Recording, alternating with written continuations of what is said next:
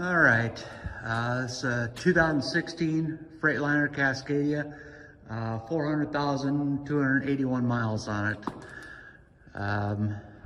Truck has had a complete mechanical inspection on it.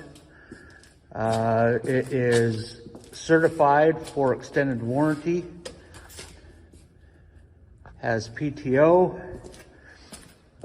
40-gallon tank on it for wet kit. Pretty clean little truck. We put rubber on it. You know, it's our reconditioning process that really sets us apart, in my opinion. We've been doing this since 2005.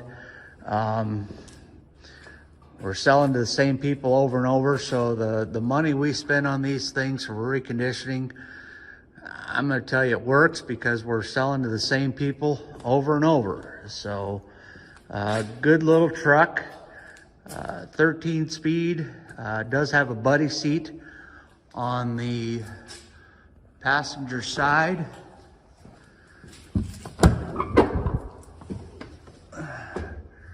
Right there.